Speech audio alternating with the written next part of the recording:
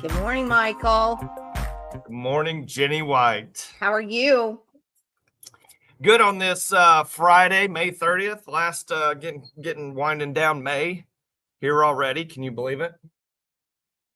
Well, you know what's best about today, right? I don't know what. Well, outside of the fact that it's not raining, which is a plus. The biggest plus is that our legislature signing dies. That's the biggest plus. Did you see what went on last night? No, I didn't.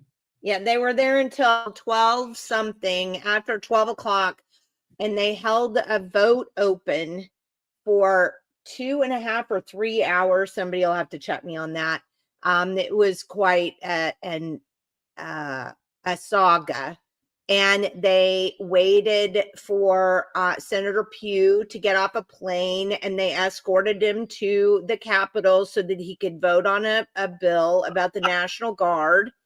So, and I do have to say this because this is actually absolutely hysterical. So Orca says marked safe from the legislature. I'd go with that. Yeah. I would go with that. I'm going with that. So yes, it was my girl boss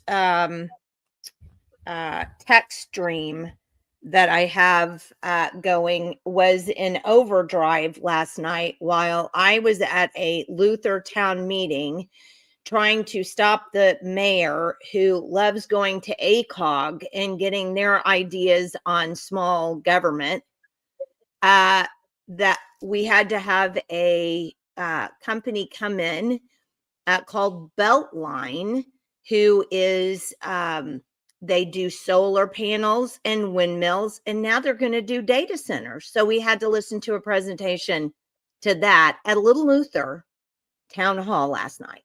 So I wasn't even able to keep up with the text stream. See, there's my girl boss right there. There's one of them right there. He makes me laugh so hard I blow things out of my nose. So yeah. Well, that just seems to be the natural progression. Just kind of throw in some solar panels, some green stuff, bring in some data centers. Let's bring in some AI robots, and let's just get rid of. Hey, speaking of that, have you seen Jenny? I need to send you this. I've seen Jenny. I'm looking at her right now. Yeah. No, have you seen Jenny, that news story out of kind of South Texas about all the self-driving trucks on I-45?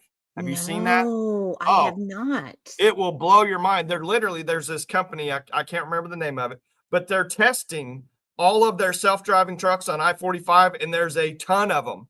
I mean, a ton. And you got all these truck drivers, riding with the news people saying, okay, there's a self-driving truck. There's self-driving truck. There's self-driving truck. There's one. I mean, it's unbelievable. And they show footage from inside the cab, from the cameras inside the cab of self-driving trucks. I need to send it to you, but it's coming. It is on the way. So I did read this. You ready for this one?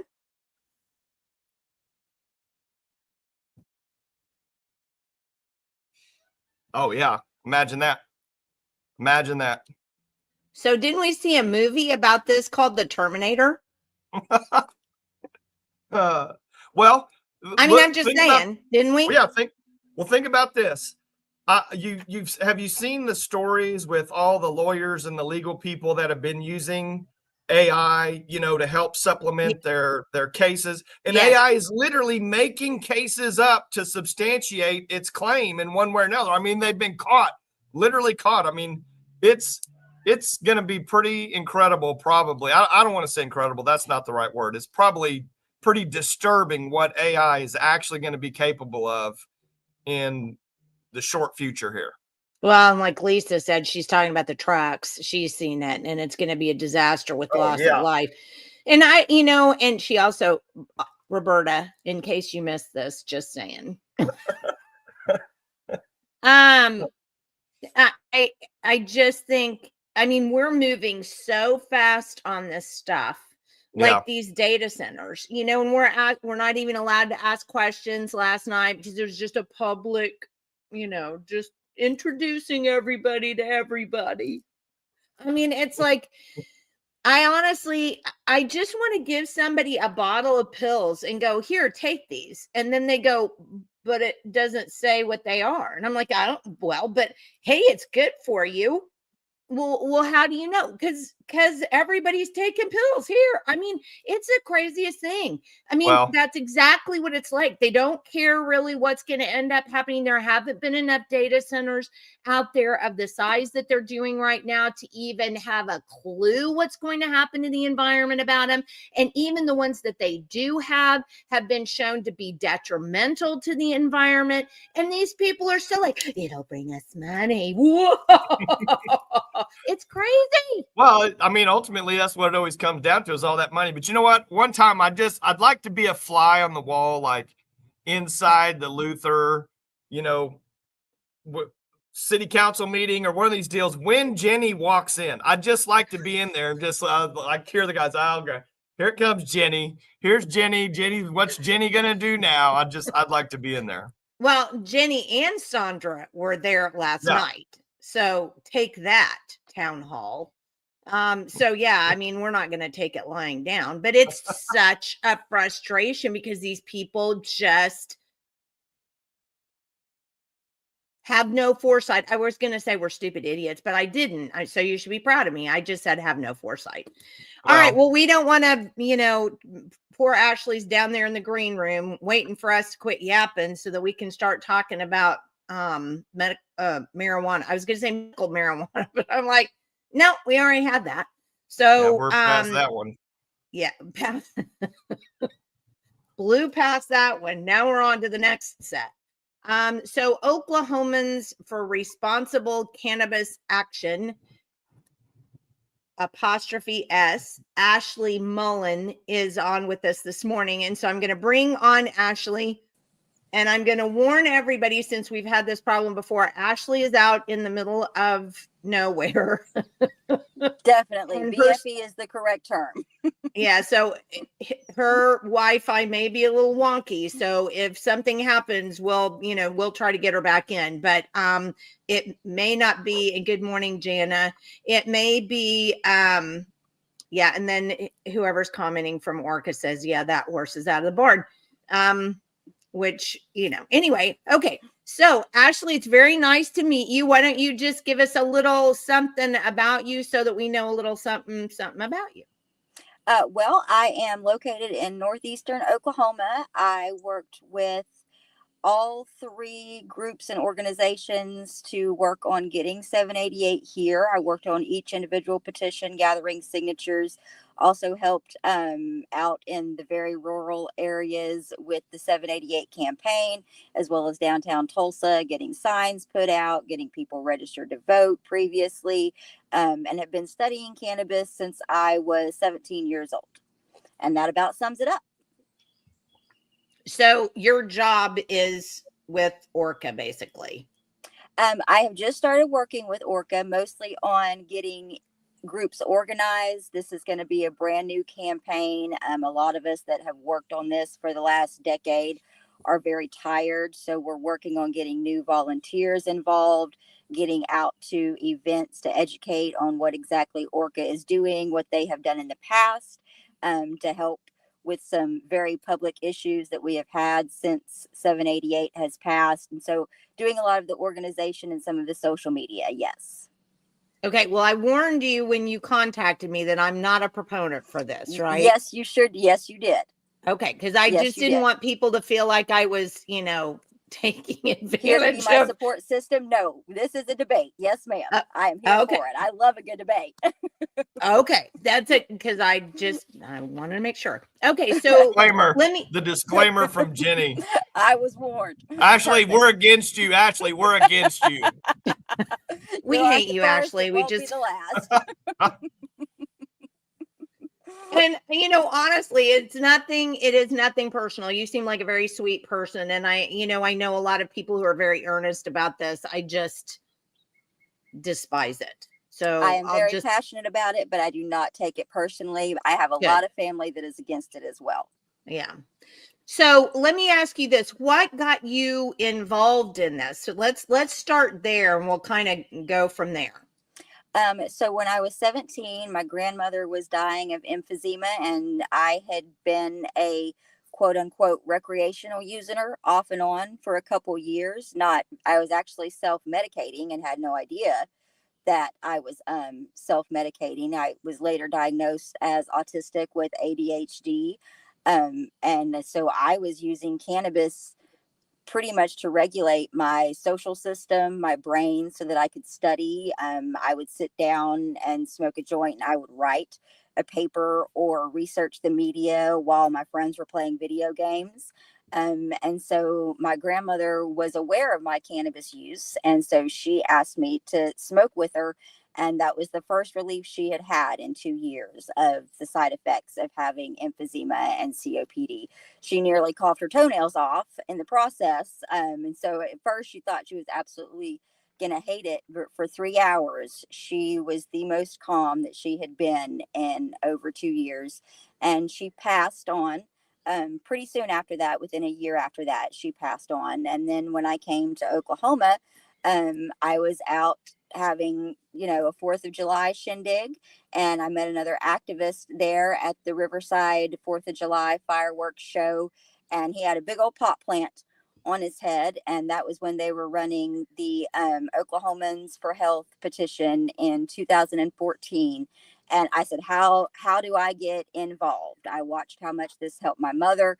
My grandmother. I now know how much this helped me unknowingly at the time. Me honestly just thinking I was a pothead, thinking I just really enjoyed it. But that really wasn't the case. It legitimately helped me function as a human. And then I saw how much it helped my grandmother. And so I worked with Oklahomans for Health for a very short period. And then I worked with Green the Vote, and seeing how many people were getting arrested just for possession charges, just by, not violent charges, not theft, not just getting arrested for possession charges. My neighbor was one of them, and she was in her 40s, and she was arrested for simply a marijuana charge, and that was it. And she was still fighting 3-4 years ago, was still fighting fines and fees from that. So, Real quick, and Jenni. Michael, just make sure you get in here whenever. Well, I just want to say something real quick before you respond to what Ashley said. Ashley, I agree 100% that I think that marijuana needs to be completely decriminalized, in my opinion, when it comes to a lot of those aspects. But we'll get into that later. But I did want to just comment on that and tell you that I think that criminalization part of marijuana is completely wrong. 100%. I couldn't agree more. Well, but here's my question for both of you then, because I'm on the opposite side of that one. So I guess you could say alcohol is not criminalized itself. So I can't get in trouble for, having alcohol in my home. But do I get arrested if I drive with a beer? Not just with a beer. No, you don't. Well, Unless you're but they'll damn well give me a ticket if I got a beer in that car. If it's an open container. Yes. Yeah. Yes, but not just for having it in your possession. No. Whereas with marijuana, if it was just in your possession, you could get arrested for it. Yeah, that's the difference for me, Jenni, is just that if it's in your possession, it's just complete criminal, and you literally go to jail or whatever happens. With other things, like the alcohol, and you can buy alcohol, you can drive it somewhere else, you can drive it home, whatever, but there was so much criminalizing, and I mean, so many people went to jail because of possession of even a very small amount of marijuana, that I think that was wrong. I mean, I think it needs to be highly regulated. There's a lot of things that need to happen, but the criminalization part of it, I think, is wrong. Okay. So that's me. That's just me. Well, and a lot are in agreement with you. Yeah, and that's fine. I just, my question to that too is not only, I mean, I think we like to treat marijuana. Well, they'll say, I guess you can say, well, alcohol, you drink a lot of alcohol and it's not necessarily medicinal, although, it has been for centuries. It's been medicinal to some extent, but we focus on this medicinal side of marijuana when the medicinal side, like with the medicinal side of alcohol, is a fraction of the issue. So right. I would have to disagree with that, because to me, all marijuana use have you heard of the ECS system? We have an endocannabinoid system in our body biologically. It is there. It exists. It needs these cannabinoids to thrive so that our bodies can stay in balance the way that it's supposed to be. I mean, if you're going to compare all of these other things, then the poisons that we put into our body are all around us, whether it's alcohol, whether it's, narcotics, whether it's even just anything that you buy off of the shelf. All of these things are throwing our bodies off balance, but we actually legitimately have a system in our body that needs things that cannabis provides as nutrients. So personally, I'm not a big smoker. I very rarely smoke cannabis. I smoke it very late at night. If it's a terrible night, I have insomnia very, very, very terribly, have struggled with it my whole life. Terrible side of autism. So that is really, I dose throughout the day through capsules. I make them. I go through the process of decarbing the marijuana and putting it in a small jar that is, where my child can't get into it. And I put those in capsules that last me a week, and I take them just like I would a vitamin 3 to 4 times throughout the day. And then if my child is asleep and I am up very late, still pacing, I've done my stretches, I've cleaned the kitchen, then I will actually sit down and smoke marijuana. Now, I also quite enjoy it socially, and I always have, and that has been one of the wonderful things of getting involved with similar minded people, is that we can sit down and have this social circle. And now we all have to have our medical marijuana cards, and we can't share it, because if you get caught sharing it, then you're going to go to jail. Now, I'm not going to go to jail for handing someone else a beer to drink out of it, but if I want to sit down around a campfire and smoke a joint with other adults that are over 21, and I want to pass over that joint to someone, and a cop rolls up on me, then that's considered trafficking. I mean, that is legitimately, and has just recently been a very detailed article over the problems that we're having with that. Is that, okay, someone has social anxiety and they're at a concert and their best buddy goes with them, and they're at a space that allows cannabis consumption, and they go to light up a joint, and their buddy's like also anxious, and they're like, oh, can I have a puff of that? And they hand it over to them. That's completely illegal. And if you're talking about things that you're going to overdose on, or then that's a different conversation. You don't want to share medicines that you don't know the side effects on, but these people very much do. They're aware of their bodies. They're aware that having that 2 or 3 hits from that joint or, that blunt or whatever is going to calm their social system down and help them stay regulated, but they still have the ramification of going to jail over that. Yeah. Well, Ashley, if I can maybe ask you 2 questions here. Absolutely. It seems like, from the first 20 minutes or 15 minutes of our talk, you kind of have really referenced that medical side, all the help that in regulation and everything that it's done for you. That was kind of your first exposure, correct?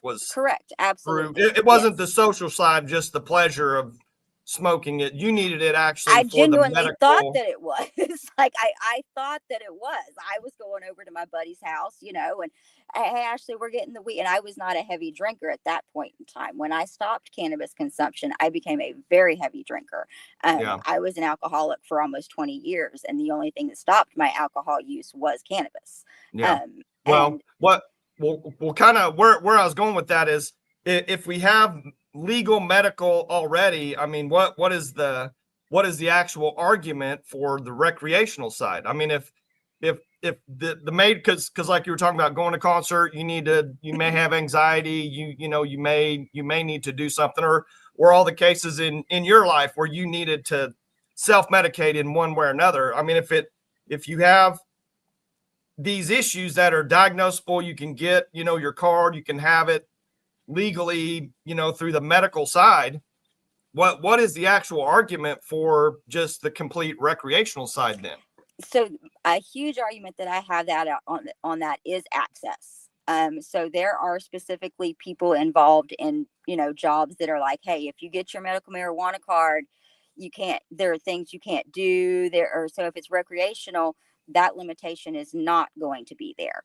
Another big part of it is the legalities of it. And OMMA has really, and the OBN and regulators, and they are not making the correct decisions regarding this. There are a lot of things that have happened that those that are anti-cannabis and those that are very pro-cannabis on all fronts are absolutely against. And that a lot of that has been, the blatant ignorance of businesses that have been coming in and buying up land. And a lot of this will, if we pass recreational, there's going to be so many alleviations that the public and the general population are seeing as issues with our medical marijuana program, because then you're providing full access.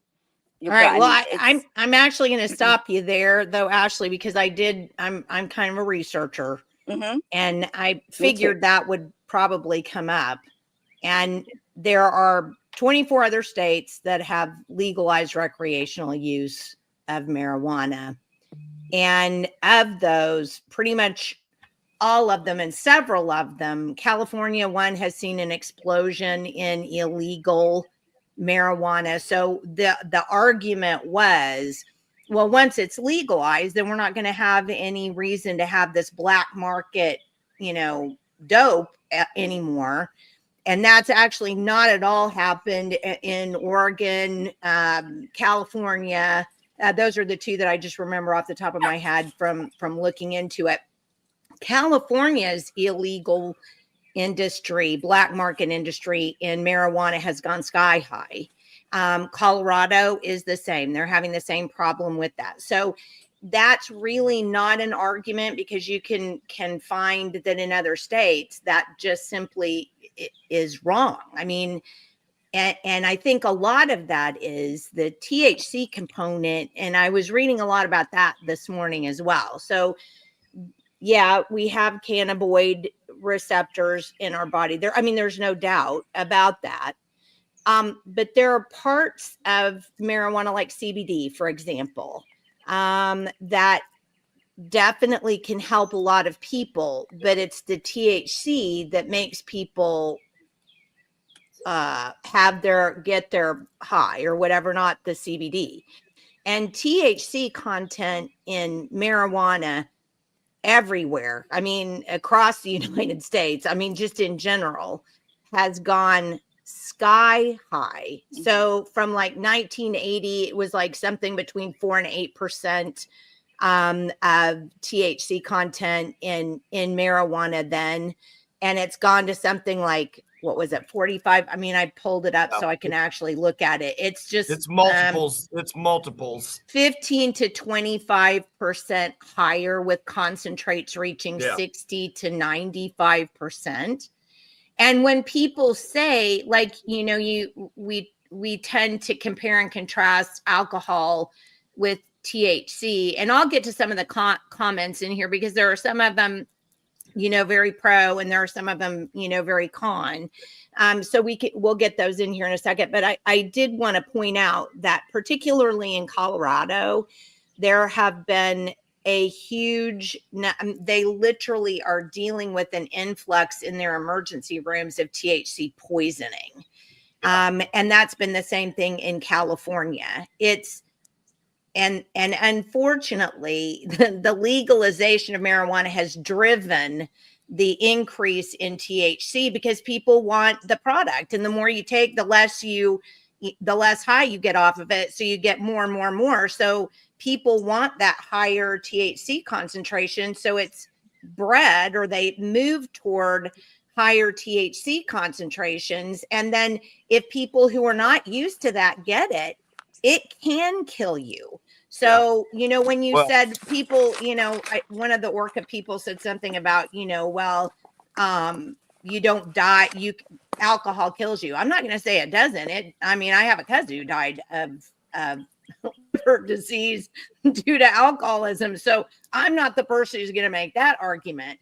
But to say that marijuana doesn't kill you is just baseless. It's a baseless lie, because there's plenty of information out there to indicate, and JAMA articles, you know, and stuff, actual studies that have been shown that it does, especially with the increased THC content in marijuana the way it is now. Yeah. Well, Jenni, I want to make another comment before Ashley, before you answer that. You know, you were talking about where even where it's legal for the social side, how there's still a black market in one way or another. Well, I would literally guarantee you that black market is completely at the adolescent level. It's people that are figuring out how to get and sell and do whatever to kids that can't legally. You know, you probably have to be a certain age to go in and buy it legally. 21. You know, on the social side. So that black market would only exist because you have those kids, all these people under 21 that are, you know, trying to get it, use it. And I have multiple articles, multiple articles about the damages done to kids because of their brains forming and other things. And especially like in the hippocampus. I'm going to show you a deal on the hippocampus with kids that will blow your mind. But go ahead, Ashley. I just want to make a comment on that black market side. I think it's definitely because of underage use. So I was an underage user. And so, you know, I can't say that you're 100% wrong, because I was seeking it out at 16 to 18 years old myself. I did not know what I was seeking out for at the time. I thought it was recreational, but it obviously was not, because it helped me function so much better. But I did a little bit of research on this myself last night, because I wanted to have the exact numbers.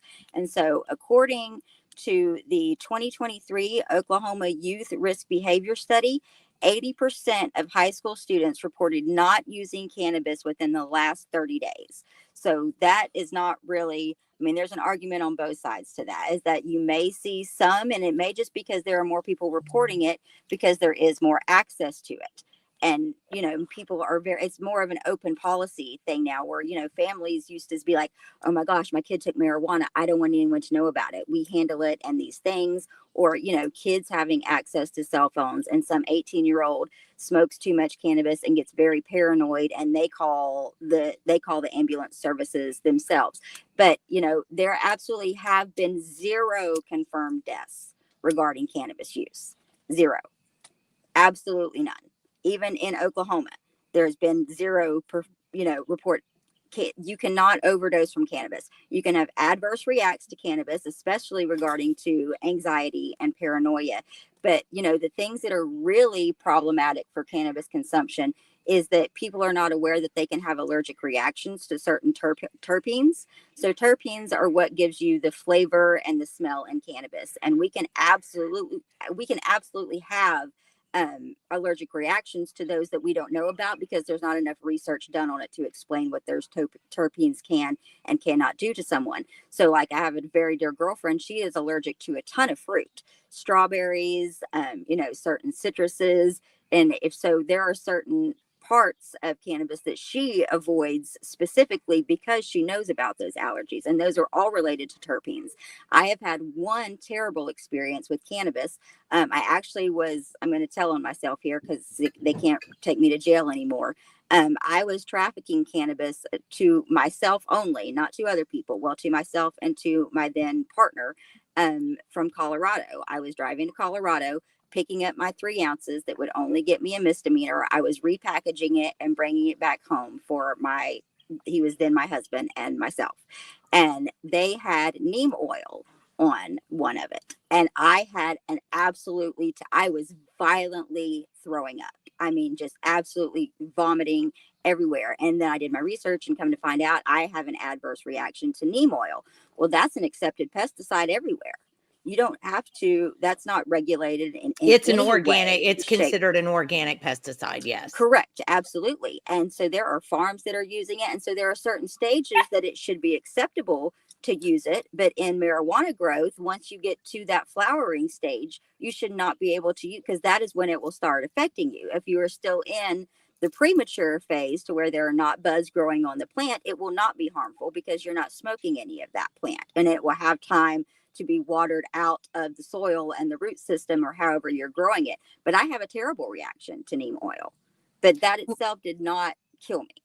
Well, not the cannabis. I want to point out here, we have a viewer on Rumble this morning, and he said, or she, have we discussed the harmful pesticides in legal cannabis yet? And so, as we should, and that is something that Orca is working to have.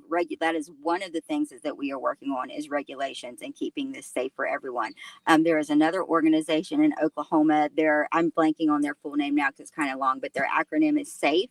And so they are pulling products from the shelves, and not just marijuana. They're pulling tobacco, certain alcohols, other CBD products. They're pulling them and running their own tests outside, and then reporting on what those tests are doing. Okay, well, I want to back up, if you don't mind, for just a minute, and I want to show one other thing too, Jenni. Okay, do you want to do that before? Yeah, I was going to show people the. Well, just real quick, since we were just talking to Ashley. I was just looking at this is the American Addiction Center, recovery.org. And on there, this is talking about THC and edibles. And I mean, they literally say it is possible to overdose on THC.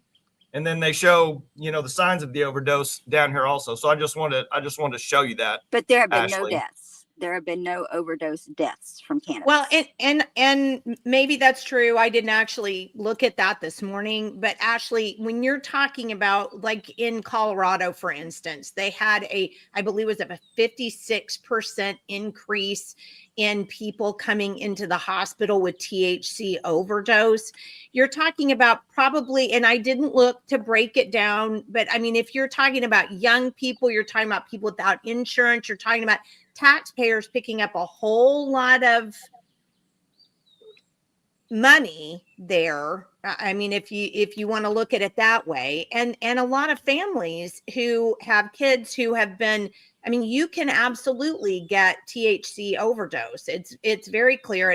Colorado, for whatever reason, has had quite a problem with that in their emergency rooms, whether it's a difference in reporting. So like Colorado has better reporting on that maybe than some other states.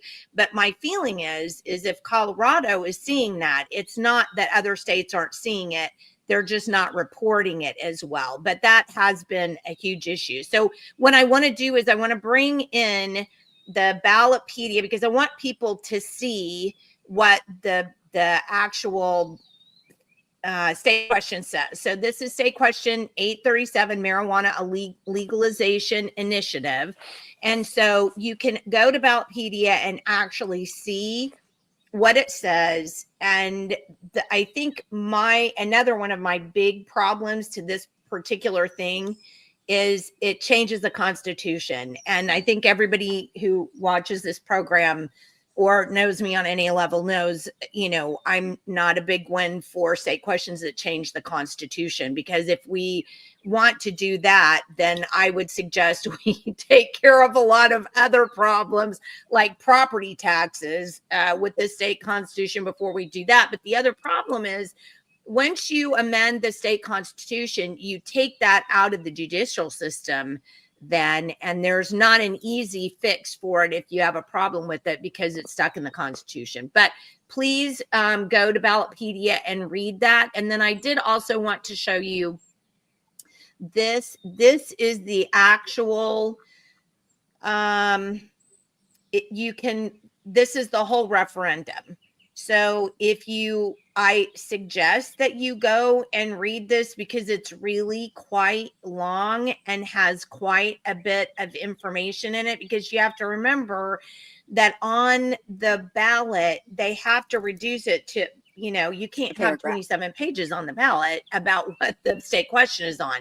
So it's up to you to read what the actual ballot initiative says before you vote. And I would suggest that everybody does go and find it. It's linked on Ballotpedia, and it has quite a bit of information in this particular initiative. It's quite long. And I would suggest everybody goes to read it to see what's in it before you just say, sure, it's legalization of marijuana. So there you go. That's that. And you probably want to go and find that. All right, Ashley, do you mind if we throw some questions in here or comments from our viewers? Throw them in. So Lisa says, Jenni, you don't need a special medical card approved by somebody else just to buy beer. They don't have a breathalyzer or test for weed smokers that drive while intoxicated. Jails are full of people caught with a joint. Then when they become overfilled and violent criminals are released early, makes no sense. Anybody can throw anything up. So getting all messed up and driving, you won't die if you have an accident like you do with alcohol. Really? Yes, we know about the cannabinoids. Just one unsmoked joint has gotten people jail time, but you can haul a truckload of beers without issue if they're unopened. Yeah, but all of those things make people unable to think clearly, care for their children, or drive. We'd never heard anyone until the government got involved. Suddenly marijuana toxicity became a thing. This never happened in the 70s and 80s. Once the government got involved, it changed. I don't know. I mean, I don't know if that's true or not. All I can tell you is the information that I found was the THC content in marijuana back in that day was a literal fraction of what it is today. Some even get sick just from smelling it. Yeah, I'm done with that. Personally, that's me. Roberta, marijuana does kill people. It's pushed to people as it's 100% safe, and it's not. As someone who has a personal experience with someone who almost died, people are all different, as some people have severe reactions to it, like we talked about before. It's the same with anything. Any chemicals you put in your body can have a reaction. More education needs to be done about the side effects, because there are reactions that can kill you. Let's set autism and social anxiety aside. The legality is drunk driving happens far more often than stone driving. Lisa, I'm going to take you up on that, and I'm going to ask you to produce the stats on that, because I think I think we can all comment about our opinions and what we think is the possibility and that kind of thing. But in this particular situation, if you're going to say the legality is, and I'm going to expect you to show me specific public safety stats that corroborate that, because I don't know that I believe that today. However, I do agree that it's here. We need to make sure it's regulated. With all the black market marijuana that's out there, we need to regulate it. It's not 100% safe, but it won't kill you. I'm gonna argue with you on that too, because I don't know that we know how many people have been killed in automobile accidents who were driving stoned and end up either causing an accident or being in an accident and died, or in some other situation where they were impaired and made a bad decision and died. So I don't think that that's something that we should negate, because impairment is true. And if you can't operate machinery on pharmacological, that's a tough one, pharmacological medication, 3 times is a charm. If you can't operate machinery, like I can't take not like I can, I'm allergic to all of them, but I couldn't take a pain pill and operate heavy machinery. I'm not allowed to take a pain pill and drive. I mean, because you're impaired. So there's not but THC does cause impairment. So, THC. Probably, Jenny, it's probably just a sheer numbers type of deal. I mean, you probably have a large multiple of people that are driving from, drunk rather than driving high. So at some point, it's hard to kind of put those two up against each other, because it's something you just don't have the amount of people driving high yet. But, you socialize it. Now you're going to bring those numbers closer together, and you probably will have more accidents, more deaths, caused. But I think it's more of a case now. You just don't have as many people on the road driving high as you do. There's probably a mass amount of people driving drunk on the road every day. Well, and I'm not going to say that that's not true. I mean, I definitely don't want to argue my point and make up crap to make my point. I mean, I'm not into that, so I'm not going to do that. But I would say, I just think, just from a numbers perspective. Yeah, I'm not disagreeing with you at all. I'm saying as if this is just across the United States, 100% legal recreation, you can just go anywhere. You're probably going to, at some point, you're going to see many more accidents, many more things happen because of that impairment with, not with every single person, but, just like anything, drugs affect your brain differently, with different people. And you're going to, as you have more, excuse me, as you have more people that are high on the road, there's a possibility the accidents are going to go up. Well, and it's funny that you say that, because I looked that up. That was one of the things that I looked up before we got on today. And there was an interesting segment in that. There were between 7 and 12% increase in MVAs in states where there was legalized marijuana. But then they also said, however, that it could there's a lot of drinking and cannabis use that goes on at the same time. And so some of them may have been arrested for drunk driving, but they weren't tested to see if they had THC in their blood. And even if they were, THC stays in your blood 10 times longer than alcohol. Up to 90 days. 90 days. Up to 90 days. Yes. Yeah. So it's like, even if they had smoked you know, 3 weeks ago. There's yeah, no way to tell. There's there, no right, way to test for this accurately. Yeah, right, 100%.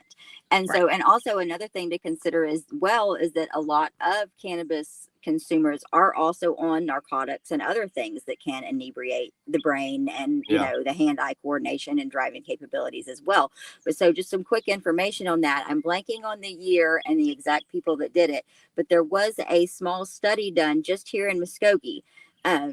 There was a small population and the police were involved and a couple other organizations and a couple dispensaries in Muskogee, and they did a small sample to test inebriated driving on cannabis, and there were no noticeable things to note that they were all able to drive fine. And it was, again, it was a very small, but it was in a controlled environment in a parking lot, and it was a very small, like maybe 20-30 that they used, but that was just right here in Muskogee, and there wasn't a big huge news story or anything on it, unfortunately, but there was very small notices in their impairment on driving. Yeah. Well, and I think, I mean, I wouldn't disagree with that, Ashley, but I think you kind of said it also is, you know, if it's just totally legal and whatever, I mean, you're probably going to have a lot of people with, you know, marijuana, you know, other narcotics, you know, what's going to be the interaction of adding another, you know, drug into a system with someone out on the road, you know, that may be, you know, have to be studied it's already in here itself. anyway. It's already here anyway. It's going Yeah. to be here. And the reason that the black market has increased in Oklahoma, if it has much at all, I honestly don't know the numbers on that because I'm very focused on the legalities of it. But one of the big things that ORCA is pushing is because of the regulations that we have done through 788 they have not done their job. So, you know, a grower applies for their OMMA card to grow, and then they have to apply for this other license, and then they have to apply for this other license, and they have to wait on those, and then they have to wait on the inspector to come in. And none of these parties are on the same page. None of them are in coordination with the other to make sure that these businesses get up and running. And so quite a few people have made FOIA requests to the OMMA and to the OBN for all of these black market busts that are happening, to find out, have these people actually been waiting in line to get their business approvals? We don't know. And they've told us that they can't provide us with that information, that they don't keep track of it. Well, So and I'm here to tell you, I'm not an OMMA fan either. I mean, but then again, I go back to the legislature. The legislature is the one who started all of that. So they put into law a law that was horrible, which they do on a regular basis, and then created an extra agency. So they grew government, which as conservatives, we're not for. So they grew government to do all of that. Then it ended up being behind the 8 ball, couldn't catch up, and created this huge problem that we're having right now. Absolutely. So, I mean, We can I'm all not an agree on that. OMMA fan, but I'm not a legislature fan either. Correct. So I'm going to go back. Keep in mind, CCP was imported here by friends of the governor. I'm not sure. I know we have a lot of Chinese everything. Roberta goes back to the allergy part of it. Keep it affordable. The state is attacking our home growing rights. They exterminated all clones destined for home grow and red tape, making it a future cost of estimated $1,600 a month for a medicine this veteran needs a lifetime I could grow in my yard, making retirable and affordable. After I bought this property for grow rights to make retiring affordable. So Okay. 837 does also include having home grow access in there. Over 2,000 licenses by 2 attorney groups. Yes, for anybody who's been paying attention, there were illegal backdoor deals. Lots and lots of them. Yes. California's rate up went up. I'm still there. Because it's a fabulous place to grow things. Okay. They destroyed mom and pops who I guess expressly forbidden overdue regulatory. Okay, no idea. Just because you've never heard or read of it happening doesn't mean it's not happening. Her condition was a very rare side effect. However, it's a side effect that's there. People need to be told the whole truth. And I am going to agree with Roberta, because if you go out on the internet and you do any kind of study at all, you're going to find THC poisoning. It is a thing. People are allergic to it. It does poison them. I'm not going to argue with you, Ashley, that you say that there are no records of deaths. I didn't expressly look for that, but I can't imagine how there wouldn't be. I mean, I just can't. I'll argue it all day too. It cannot be found around it at all. I'll get sick, very sick. And even function, if I touch a green plant, it's even worse. This nonsense of it's safe and won't harm you. Well, neither will peanuts to a lot of people. And that's a good point. Join us in calling on Governor Stitt and the Oklahoma Bureau of Narcotics to put a stop to gas station THC. I don't have a problem with that, because you're right. It's bad. And it's the same thing. What's that stuff we were talking about the other day, Michael? Kratom? You know, that's another thing. They sell that in a gas station, and that'll kill you. I mean, there are people who've been killed by kratom. It's just stupid that this is happening. Okay. Dorn says 6 years this industry has negatively impacted rural communities and destroyed our county roads, while AC and Tulsa counties are benefiting financially with sales tax generated where high volumes of dispensaries are located. It's time to share the dollars back to these counties like Lincoln County to fix our roads. Okay, so 837 does potentially address some of that in that 10% of the taxes that will be collected. So the taxes go up from 7% to 10% with 837, and the medical tax is eliminated completely. So if you have a medical card, you will not pay the excise tax of 7% that you were paying before, but all adult use users that do not have a medical card and just buy recreationally, that tax goes up to 10%. And so that is all dispersed differently now than the 788 tax was.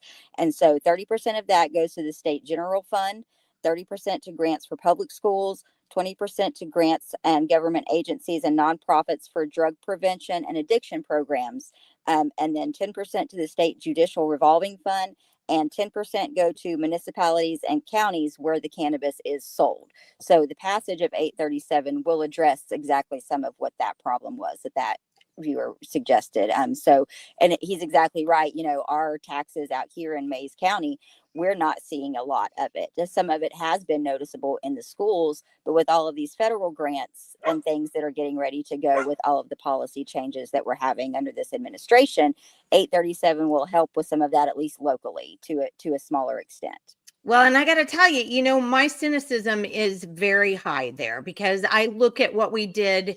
You know, we had to legalize gambling in Oklahoma.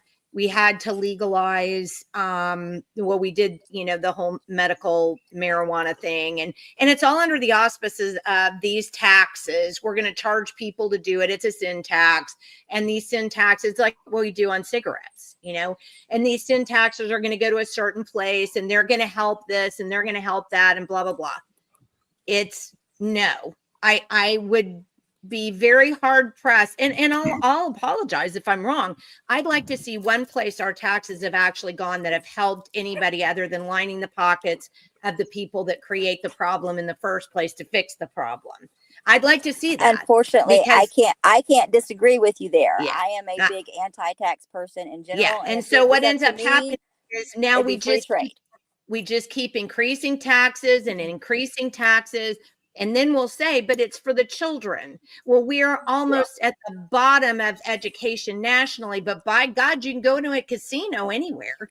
I mean, I'm sorry. Don't forget about the lottery. How much money was going to come in for the schools for the lottery? The lottery. So I'm sure there are not families out there that are suffering because somebody has a gambling addiction and it's ruined their whole family for that.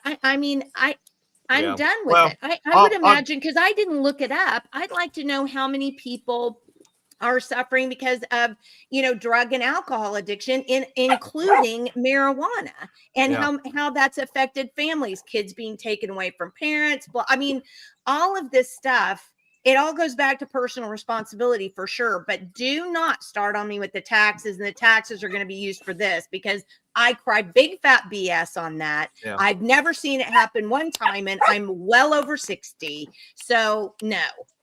Well, I want to make before you hit some more comments, Jenni, Okay. I want to make a couple comments of my own. You No. know, you and I, not that many people know about my childhood, Jenni. I mean, you know somewhat. We've talked about it a little bit. I've opened up and shared, but I'll just tell you, Ashley, marijuana with my dad actually completely ruined my childhood. I mean, I'm not going to go into all the details, but I'll just tell you that addiction with my father, like, just it. I don't want to go into it, but I just wanted to tell you that up front. I mean, I'm not for it in any way. Well, you know, Jenni and I have talked a little bit here, you know, prior to this show. I mean, we're about liberty and freedom, and yes, there's responsibility. If you're an adult, you can do that kind of stuff, but ultimately, at the end of the day, what I see, Jenni and Ashley, is the government was so against this. You know what, rewind 20, 30 years ago, 40 years ago, the government was, totally illegal. What changed? What, Ashley, I'm just asking, what do you think changed and allowed that medical side to come in? Because I actually know what it is. I would just want to see what you think. You know, what changed to bring in the whole medical money. side of marijuana? Money, 100%. Yeah, 100% but money. They saw a way but the money to capitalize on that. Yeah. So who do you think, do you know who was actually the driving force behind the money side of all that marijuana in the United States? It's literally, would it be it's a couple people, but it's literally one person. who? Let me bring it up, Jenni. Okay. George Soros spent hundreds of millions of dollars to legalize marijuana back in 1994 in California, Arizona, places like. We know how bad this guy is. And on top of George Soros, you know, this article is pretty good. On top of George Soros, though, there's other people like you'd probably be pretty hard to believe, Jenni, that the Koch brothers, the conservative big time Koch brothers, were also spent $308 million in that effort to legalize, you know, marijuana in one way or another. So what I'm getting to, Ashley, going back to my childhood, marijuana with my dad was just like a mechanism of control. Okay. It literally controlled my dad in every aspect. And what I see is when it's just mass in the population, you know, just at the recreational level, I have no problem with the whole medicinal side. I have no argument against all the medicinal, everything that has to do with marijuana. I think it's probably, or CBD or the cannabinoids, or, you know, whatever that medicinal side is, it probably has, you know, dramatic effects on health in one way or another. But in my opinion, the way my mind works is I see this, the recreational side, just the mass legalization, as no different than the drug soma in the book Brave New World. I see no difference. The government is allowing this in one way or another to just go across the board, to make people docile, to make them, you know, to keep people under control. That's literally how I see it, because I saw it exactly with my dad. And I won't take anything back from my childhood, because my experience with my dad is what made me into who I am today. So would I be a proponent for marijuana? Absolutely not. But that doesn't mean you shouldn't be free in one way or another to use it as an adult. But I have a bunch of things that we can show in here. You know, as you know, I don't know how long we're going to go, Jenni, but I've got some things I want to show. But I just want to be 2-3 days about my childhood and how I feel about marijuana. It's literally a substance to control the masses, in my opinion. Well, and I'm going to say this, and this is just an observation. I mean, and I'm with you. You know, I'm for liberty and freedom. And if you want to grow it in your backyard and sit on your back porch and you don't do anything except smoke a J all day, I mean, that's up to you. It's all about personal responsibility. I don't care, but I don't want to say it's okay for everybody. So I'm not not going to be in any way okay with any kind of legislation about it. Certainly not one that changes the Constitution. So yeah, I'm all for individual freedom as well, but that's not what this is about, in my opinion. And I've literally sat with, I have a friend and we meet at a taco place in Moore, and it happens to be right next to a dispensary. And on nice days, we'll go out and sit outside and watch. And I swear, this is just personal observation at this one dispensary. I'm a scientist, so I mean, I get that that's a very small sample. Okay. But I sit there and watch the people come into this dispensary, and it's a long train of people who come in. They're more than usually in their pajamas or they have slippers on. They are in their 20s, maybe young 30s, but very, very young. They get a baggie, a little brown baggie. They take it out to their car. I see them sit there in their car. They hotbox it in the car before. I mean, I don't see this. There are a lot of ways that you can overcome anxiety and depression and all of these things. And I think what we're doing is telling kids, young people, hey, you can medicate this away. Well, I've had anxiety since I was a young kid. I've learned all kinds of ways to stop anxiety that are breathing techniques and this and that don't require any kind of, medication. So I that one where that those arguments wear me down a little bit. And I've sat and watched some of these people use these dispensaries, and that's kind of what I've just personally seen. So let's go back to some comments so we can get these in. I know we have so many of them. While some folks can have issues with marijuana, it might be more of what the government's doing to it. Gummies and such are totally different than growing a weed plant on your own property. It's called the devil's lettuce for a reason. It's a band-aid for what true healing is all about. Anxiety, depression, all those things are cured completely with God and his word. I think the THC poisoning is also coming from grow farms that use pesticides. I don't see that talked about enough. Are we smoking pesticides? Yes, we are. See, this is where we get blamed for synthetics because the government won't get it out of gas stations. It's only blocking the problems in most cases. It's not a cure. Freedom doesn't matter anymore. What about conservative values of fair market competition, deciding who gets to stay in business, not crushing out mom and pops with overregulation burden? And I totally get what you're saying, Carl, but when what we're dealing with has the far-reaching implications and issues that marijuana or alcohol, whatever, opioids, whatever you want to say, whatever you can medicate yourself with that isn't a natural thing or deals with self-responsibility, then that's a different thing. For medical reasons, but no medical advice on how to use it. Can you imagine a doctor prescribing you a new pill and not telling you how to use it? Well, I know there are a lot of people who just don't read the labels anymore. But anything can kill you. Hold on one second. Let me get this one down. Then I'll go to you, Ashley. Anything can kill you if you're allergic to it or if it's been messed with by the government. This didn't happen in the 70s and 80s. Go ahead. So the issue that Roberta had just brought up with, not getting any medical advice, it is because they legally cannot. They will get in trouble because it was still a federally Schedule I drug. So the doctors could give you the recommendation for the medical card, but it's not a prescription. And so because of that, they cannot give you any legal medical advice because they could potentially lose their medical license for giving advice. All that they could instruct on was what the products were themselves, like what the side effects could be for a gummy, what the other, but they could not give you any actual recommendations or instructions on how to medicate because of how it was scheduled federally.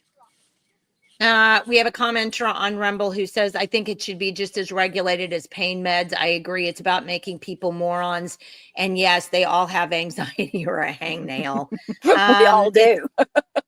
It's not a baseless lie. You're confusing marijuana and synthetics. And no.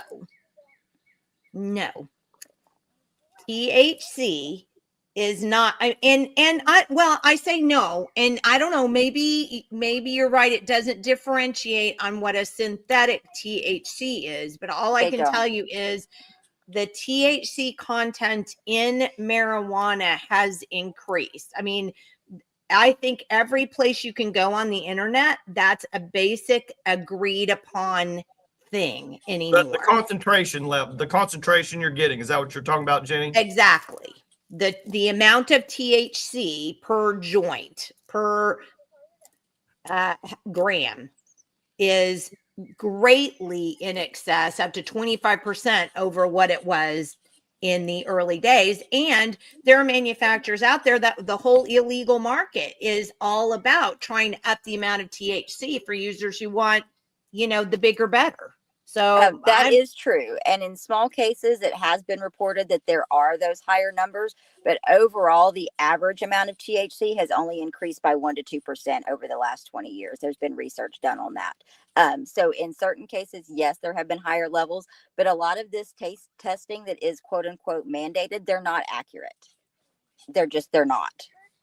Well, and okay, but I mean, can't you say that about everything? I mean, we can Yes. always find, I mean, we said that about COVID testing, right? I mean, And it was so also not accurate. Right. There were do you false chug whiskey positives, because it's stronger than beer, and BS lies, cannabis never killed anyone? Thanks, Carl. I think we'll move on from, I think we've gotten that. Everyone's turned into their own chemistry expert. Why not just go to the doctor and get an RX for dronabinol? Don't know what that is. Do we know what that is, Ashley? It's probably a synthetic something in my, I don't know. I don't take pharmaceuticals. Are you saying the synthetics in the plant itself, for it sure messes me up? Are you saying, I didn't get it. Anyway, Well, I guess maybe actually what's the, when someone, I guess from your organization, is saying synthetics, what does that actually mean? So Like a there are synthetic plant ways compared to a natural plant or heirloom, or whatever. Yes. So one of the things that ORCA has been really focusing on over the last year, other than, trying to keep regulators kind of in check on what we're doing here with the OMMA and the OBNDD and all of these things, is that there has been such an influx, which I am really on the fence about this because of how I feel about access to it and people that may not be able to go and get it for what they need medically. So, I'm on the fence on my personal opinion on this, but I do very much respect how ORCA has handled this over the last year, and that there are synthetic compounds that are made in a lab, just like they would for any other pharmaceutical product. And these are being sold in gas stations as either Delta 8 THC or THCA or these other different components that they are inside of the cannabis plant, but they're not being taken out from the cannabis plant. They're being so is that a chemical being added to the cannabis plant, or is that the cannabis plant being like genetically modified in one way or another? The second one would be correct. Yes, they are synthetically taking these products and making them mimic what these plant compounds would do in their natural state, but there's no regulations on them, no state, federal, no. So that's where we're having a problem, is that there's no health things. I guess so. If you go, I mean, I could see that being able to easily be controlled on the medical side, because you'd have to constantly submit tests and to testing or whatever. But if you go just full rec side, how are you going to control that whole synthetic side? I mean, you'd have so many different growers, so many different places to get it, and come in and out from whatever. How would you ever have a handle on the whole synthetic side?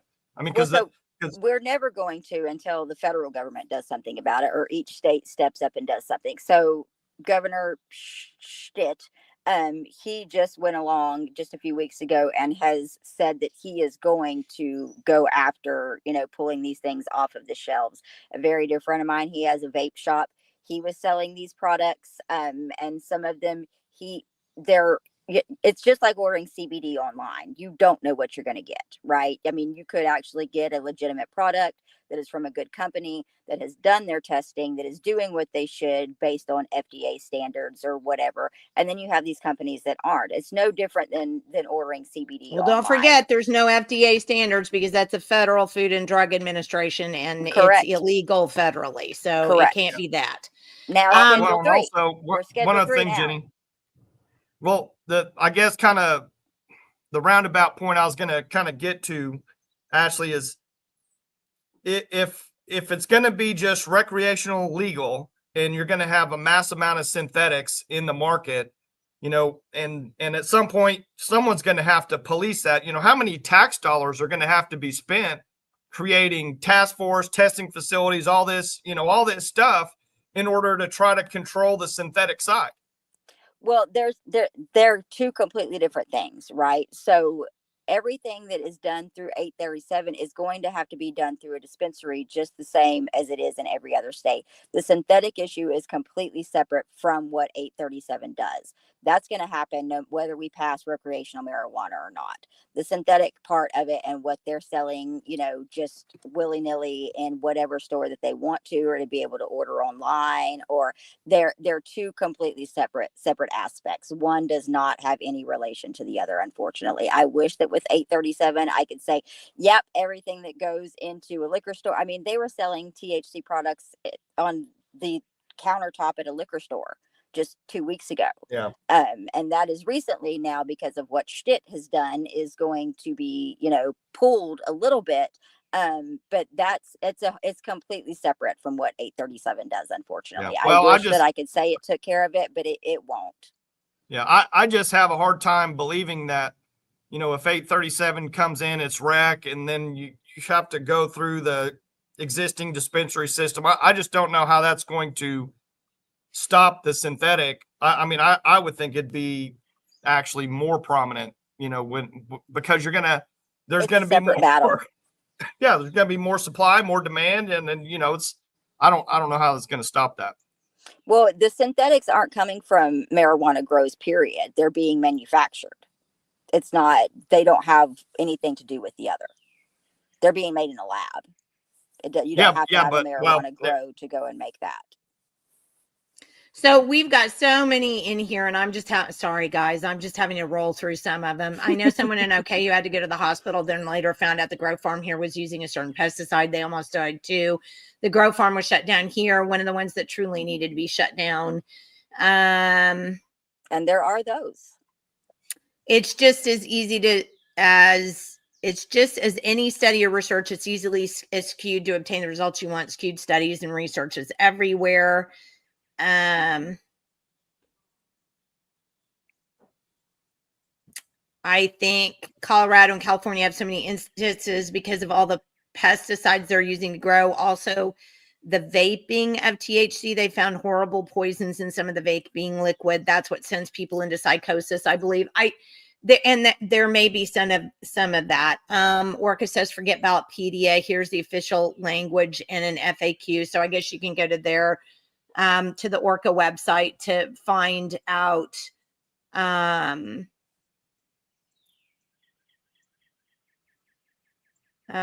please reach out if you have questions. If the patient has no insurance, they won't run any tests, but if they test positive for marijuana, they decide that's the problem. How many times it's either some other problem or it's some contaminant in the weed, such as the neem oil that's mentioned. And Orca says there is a saliva test to determine impairment. I haven't seen that, but I'm gonna, when they create a breathalyzer for pot, then you can put it in the same category as alcohol. They don't have a test for being stoned. They also don't have a test for opiates or anything else, which is why Leos are allowed to investigate those who appear to be driving unsafely for any reason. So an issue with that, though, is also... I'm sorry, this is funny. Drunk drivers run stop signs. High drivers stop and wait for the sign to turn green. She's not wrong. Just want to say I appreciate you all debating without personal attacks. It's brave to disagree public these days. So kudos to your guests for having courage to debate. And that's true. Thanks for coming on. I mean, but I think most people know that we don't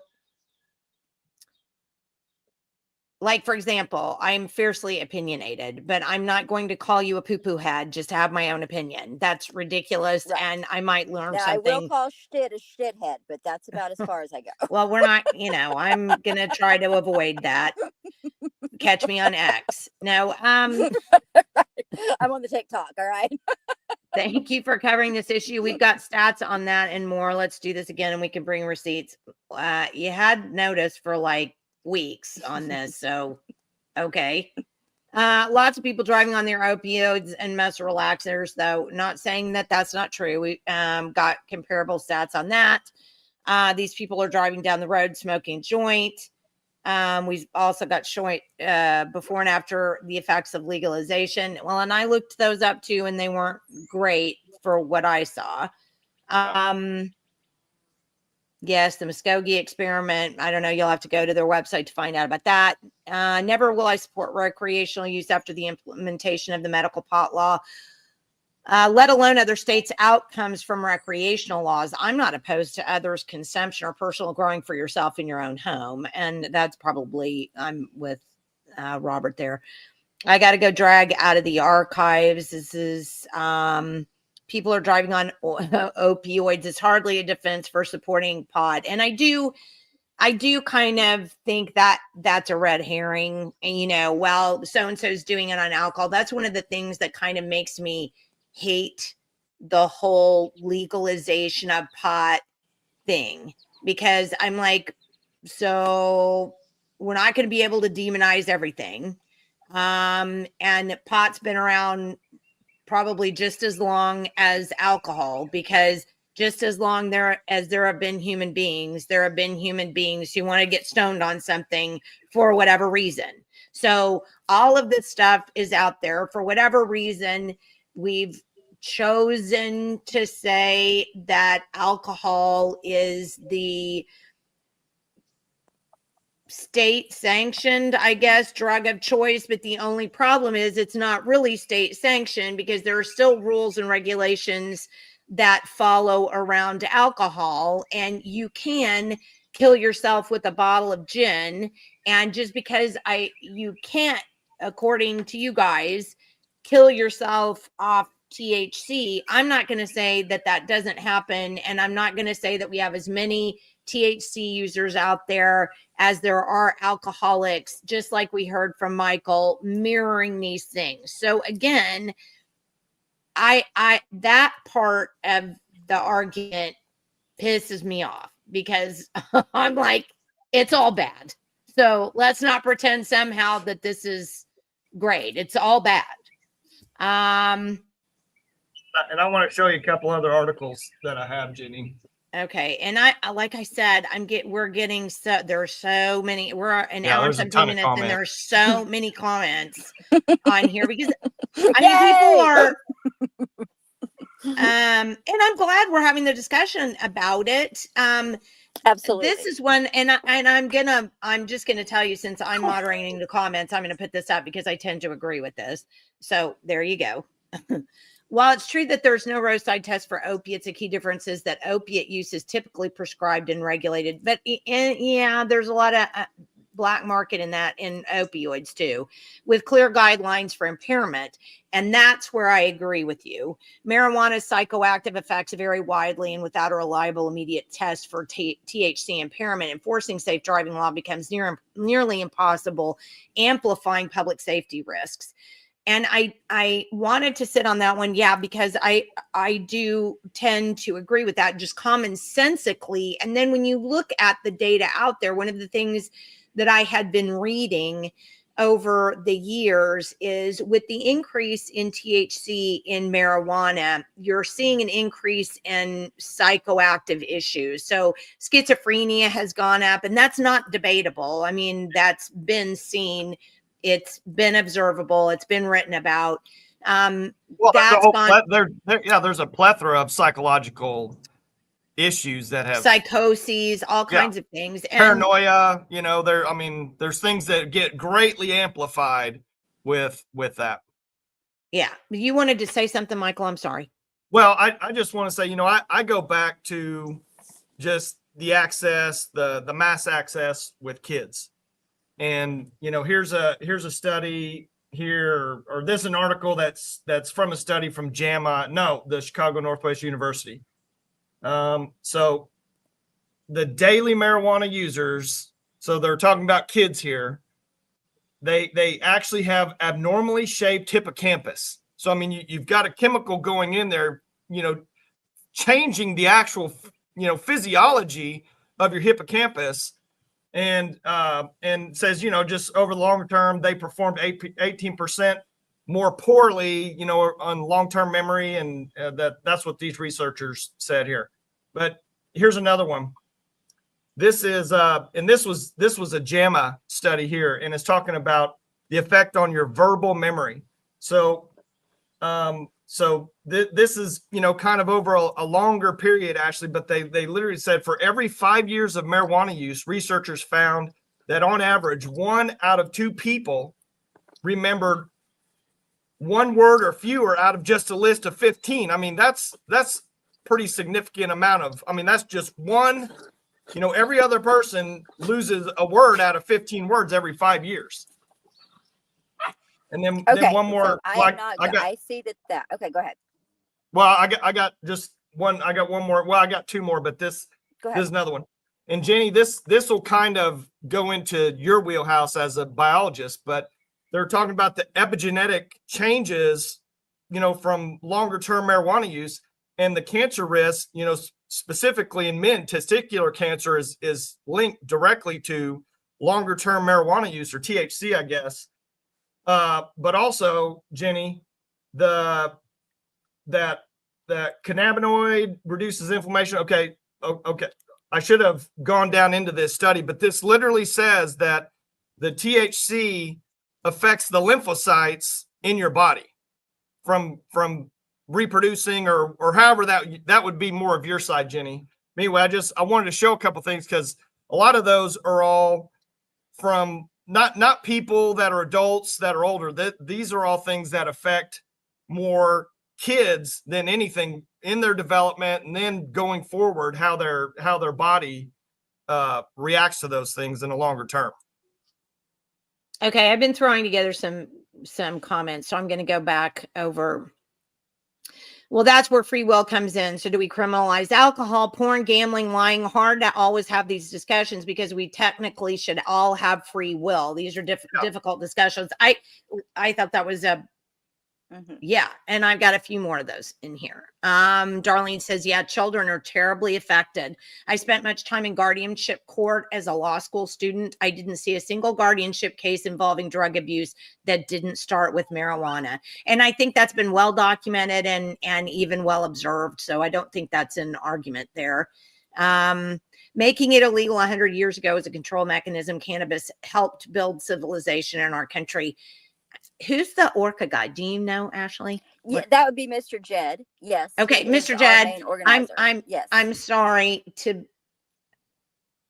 I'm sorry, and this is going to be probably, and I don't mean for it to be rude, but I don't know how, if what you're saying is true, that could actually work, because I don't see a lot of people function super well on marijuana. It tends to kind of depress your desire to get much done. So I'm gonna maybe argue with you a little bit on that one. So Michael, what do you think about decriminalizing it and making it legal to grow your own plant at your home?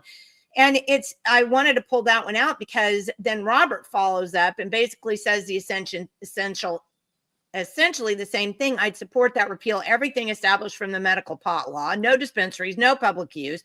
If you get vested with a certain amount of pot in public, it's fine. You can grow and consume it in your own home. And I do tend to think, I mean, because again, we're all about freedom here, because the other thing, if you want to talk to me as a conservative, like as a political conservative, I'm going to tell you, I hate all this crap because all it's done is grow government, grow government, grow government, grow government, grow government. I mean, we have a whole new independent agency that's sucking more out of our pockets to do all of this nonsense. I would be fine with that.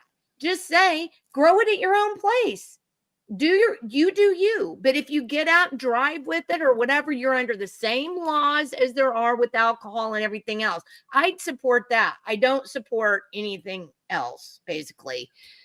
Lisa says the fact that THC levels have increased since the 70s is only proof that the government shouldn't be involved.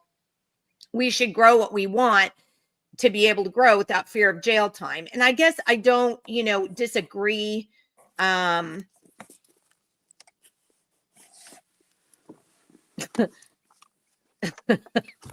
got to laugh every once in a while. I'm not naming names here, but I do know someone who stopped at a stop ahead sign first. So super. We appreciate everyone having a solid civil discourse. So do I. I mean, there's not a problem. I don't, that's, I think, the thing that frustrates me about society today. I don't have to agree with you. But just 100%. Because I don't agree with you doesn't mean I get to call you a poo-poo head. Just have a reasonable conversation. So let me say we have drives me bananas when they pretend it's just a plant and not addictive or harmful. Belladonna is a plant. If all plants are good, why don't folks smoke that? I've seen it. It's addictive and harmful. If 837 were to pass, it removes this 7% tax on medical and adds a 10% for recreational use when you can get a medical card for everything. It sounds like you're just removing the tax on it. That's kind of an interesting comment, I think. So thanks, JLB. Okay, didn't know that you want to more blah, blah, blah, blah. If 837 were to pass it, okay, we just talked about, this may be the same one on the other side. Make pot legal. What's next? Poppy and other natural, well, we have, that's what opioids are based on, right, John, is poppies. Where does it end? And I do have a tendency to agree with you, just like I said, because you get the government involved and then it all becomes about, right? I mean, listen, if it was up to me, this would be completely decriminalized, completely deregulated, and it would be up for trade at farmers markets or in your backyard or whatever. And because it does not become anything until you change it to the psychedelic compound, which requires heat. So if we're just selling it at a plant and farmer's market, I could go and put it in my sack and it's just fine. And marijuana cures cancer. Do that regularly. Actually, I eat the plant by itself without having to eat it. So, Jed, marijuana cures cancer, but then so does dog dewormer. Just saying.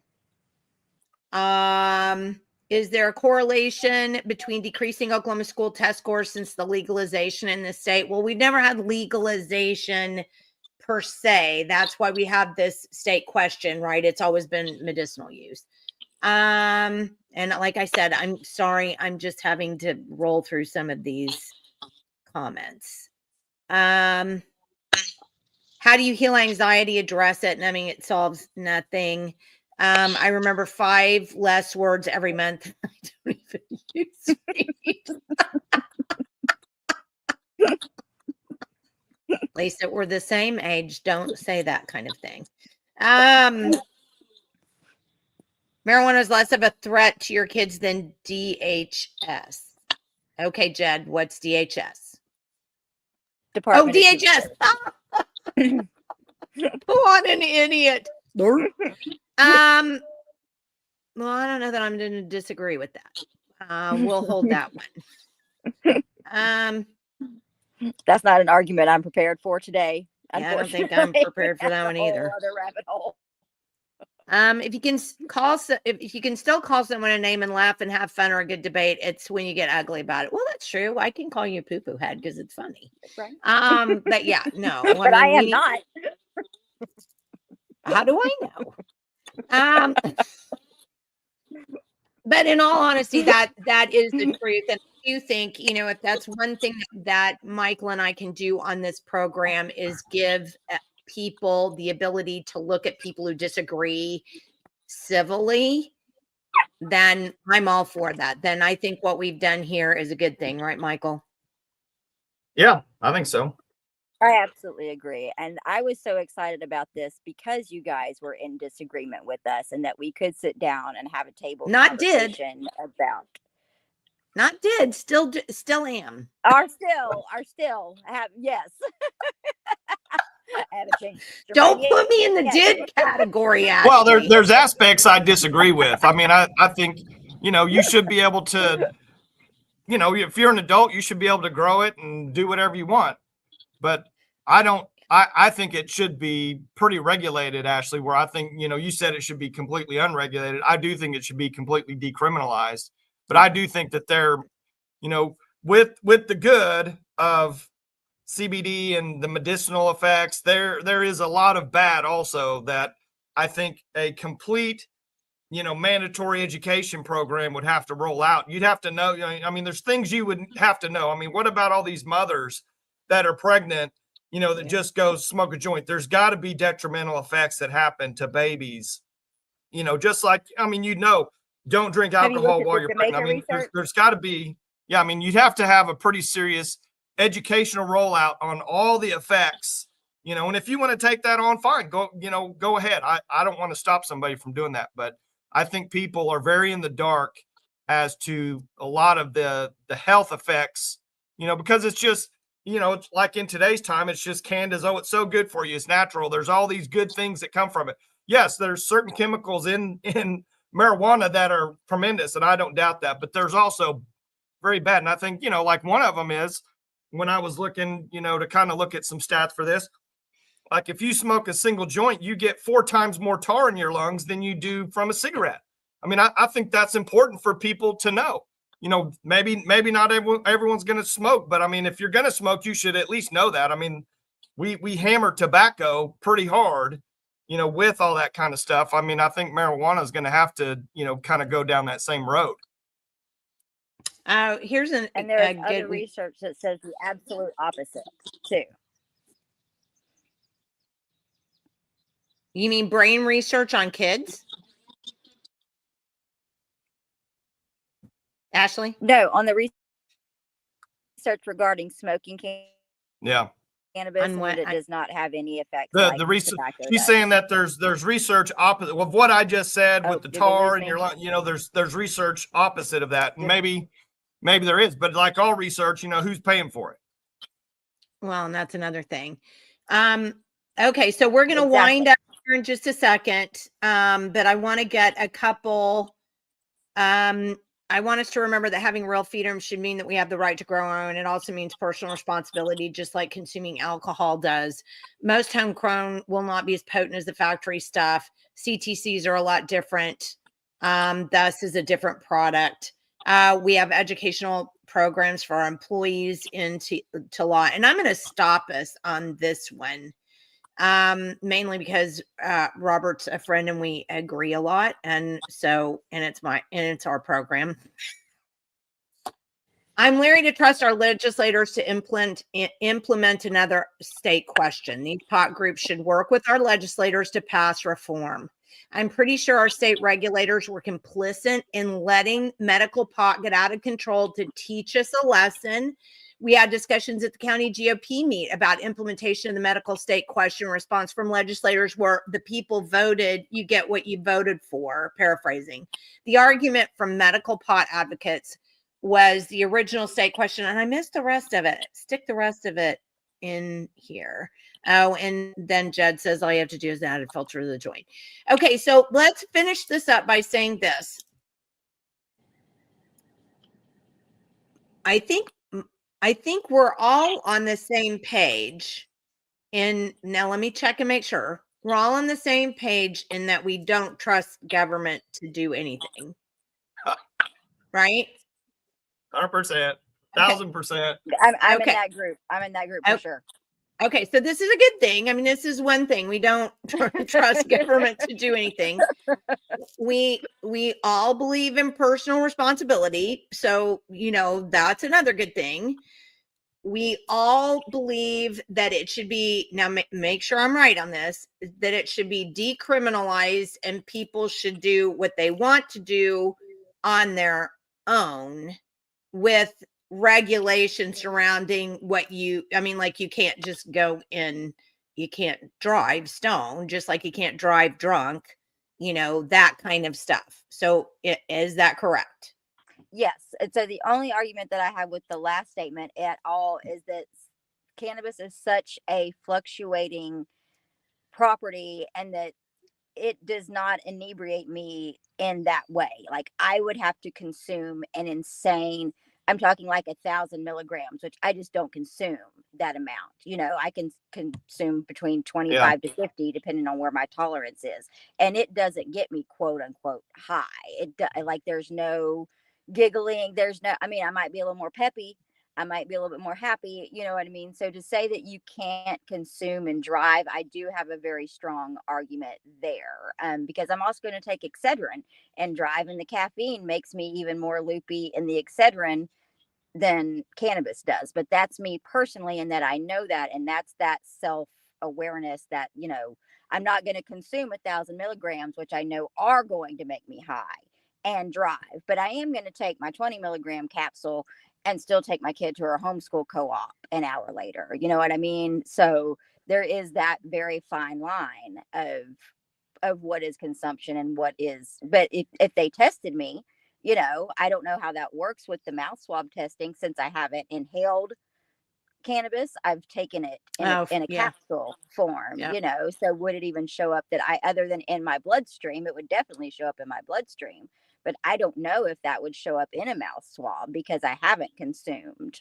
in inhalation that way. So it may show that I was quote unquote high by taking it an hour earlier, but I absolutely would not be off of 20 milligrams for me. But I am aware that I would not take that 1,000 milligrams and then go drive my kid to her homeschool co-op. If I'm taking 1,000 milligrams, I'm curled up on the couch watching Half Baked is what I'm doing, Okay, so Jed says, I'll finish by saying thank you, and cleaning up the government fail is what we're doing with 837. That is what 837 okay, so is trying to do. Ashley, thank you so much for being on with us today. We really do appreciate you taking your time and coming on and having this discussion. Again, I'm always going to say we can agree to disagree. And we agreed on, we found out we agreed on quite a few things. So that was good.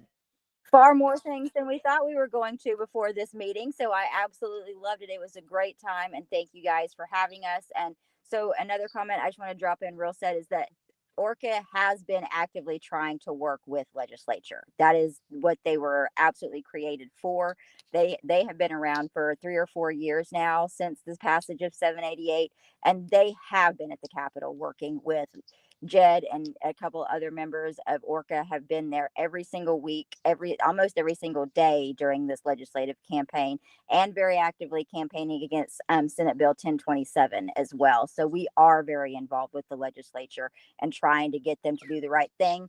A lot of them just won't listen, and that's where we are, and that's why. Oh my God, I'm so shocked. They won't listen, right? Are you saying they tax things and control us? I had no idea. I know. Surprise. All right. Well, thanks so much for being with us, Ashley. Appreciate your time, and have a great weekend. Absolutely. You guys too. We'll talk soon. Bye. Okay. Bye-bye. Well, I'm really glad we had Ashley on. I'm very glad she came on. I'm really glad that we had this discussion. I'm It's a tough subject, Jenni. It's a tough subject. Well, you know what? I think it's a tough subject for people who are liberty-minded people. Yeah, 100%. Yeah. Well, well, it's like I told you with my past. I mean, it's nothing I would ever do. It's nothing. I mean, I'll hammer my kids if they do it. But when they become adults, that's their issue. As an adult, you should be free to do, pretty what you want to do. But, if there is, serious medical effects, that you can incur as kids and as younger people. I mean, most of the people, I think I was looking, most of the users are between 18 and 25. That's a majority of the users. What are the actual physical mental, psychological effects from, let's say possible heavy usage at that time. What's the education that comes along with that? I mean, there's a lot of things to unpack here. And I mean, then you go into opioids and everything else. I mean, the government has done a terrible job, keeping drugs out of the country in the first place. I mean, I don't know. I mean, how do you solve all these problems, when it comes to marijuana? Because there's so many facets of bad properties, can it contribute to this? Is it going to do that? But I'll tell you, one thing I should have done, and I just thought about it while we were on the podcast, I should have called around to all the emergency rooms in Oklahoma City and just said, do you see more people now with, marijuana related issues coming into the emergency room than, in the past before we had medical marijuana? I should have called around, just asked, just to see what they say. Well, it would be kind of an interesting thing, and maybe somebody, will do that. I personally think that it solves a lot of the problems just to do what we did with alcohol and decriminalize it and just say, if you want to have a still in your backyard, have a still. If you want to grow a marijuana plant, grow a marijuana plant. But even then, I think the bigger problem, Marvin chimed in a minute ago and he said you can't legislate morality. And that's where we are. That's the bottom line, because there's always going to be, I mean, Ashley mentioned it when she was talking, if I go to a concert and I get, anxious or something, and I want to take a toke off the guy's joint next to me, then I'm the criminal for doing that or whatever. Well, then where does it go? Because if you're going to then give your dope to the person next to you, it's just like with drugs and everything else, right? I mean, good gosh, I ran around with some crazy people when I was in high school and did a bunch of, stuff I shouldn't have done. And I've talked about that, but then I was a parent at 20 years old. So I was off all of that by the time I was 20. But you know what? We'd go to parties and people would, pass out pills, we'll take this. If you're stupid enough to take something like that, to fall into something like that, then I'm not sure your genes don't need to be removed from the gene pool, like, you know what I'm saying? And that's just, sorry, that's not smart, that's like a Darwin moment kind of a thing. Yeah. So we have to get people to believe in personal responsibility, and that doesn't mean giving somebody a toke off your joint at a concert. That means not taking a joint to a concert in the first place because you're growing in your backyard and you're smoking it in your own residence, right? Well, and I hate to have to, have it to where you experience the bad before you realize that, man, maybe this should be whatever. I mean, that's my entire childhood. I'll tell you, my childhood was destroyed by that addiction. Yeah. And, but like I said, the good that came out of that was that's really what made me who I am today. So, should someone have to go through that to make the decision not to do something? Do we just completely let it go? And then all of a sudden we say, okay, yeah, this was pretty bad for all these, 21 to 25 to 30-year-olds all these years, maybe you shouldn't have done that. I mean, I don't know. How do you do all that? You just got to let people just fall down and say, yeah, that's not for me anymore. I mean, maybe that's what's got to happen. I don't know. See, and I don't know either, but it's just like we talked about at the very beginning of this podcast, like all the solar crap and the wind crap and the, oh, it was all great in the beginning, wasn't it? We don't ever stop to think what's going to happen, down the road and later on. And when our government gets involved, I mean, I think that's something we all on this podcast can agree with. Government sucks. I mean, I can't think of one thing that what if we didn't have government, we're all going to kill each other? I mean, there's a possibility, and maybe that would be better for the planet. But I do think government fouls fouls it up. That constant, meddling in there. Well, we can make money off of it. Oh yeah, And, government's only involved yeah. because of that money aspect. That's Yeah. it. Yeah, we In can one get way or another. taxes to whatever that is. So yeah, I mean, I don't like that, but I'm not going to vote for that state question. I'm going to actively rail against it. I don't want it in the Constitution. I don't want any more of this stuff messed with. I mean, if there was anything to decriminalize it and make it legal to grow at your own home and you could have it there, I'd be fine with that. But we don't have that option, and I'm not going to be okay with this state question, and I'm going to rail against every opportunity I have. And sorry, guys. I mean, I was happy to listen to you, and I'm glad you're out there, advocating for yourself, but that's, it's not going to be for me. And, it's not as though I don't see the facility for some of it, but I also see this. I mean, and Michael, you and I have talked about this on this podcast before as well. And it's the same thing that Marvin said. We have, as a society, I think, fallen back on everything easy. Got to have that easy button. Get mad if if we have to wait too long in the McDonald's line. I mean, everything has to be super easy. Well, when we get anxiety, or when we have, fill in the blank, right? We want that pill. We want that easy button. We want to push something to get over it, right? That's not the way things work. I mean, you can work through so many of you can't work through pain, although I've struggled with chronic debilitating pain for years, and I still manage to get up and get out the door every day without being medicated, except for ibuprofen. So, I mean, there are ways for you to train yourself out of some of these things, or to use, like she talked about ADHD. Well, a lot of, kids have problems with ADHD because they're missing certain, what is it? It's like a gabapentin type thing that they're missing that you can take orally. And it's the same thing that's in your system. It's just, I mean, the bottom line is, I think we fall back on medicating ourselves when we should be finding other ways to be able to take care of ourselves, whether it's, meditation or whatever that is. There are things to do without just pushing that easy button. Yeah.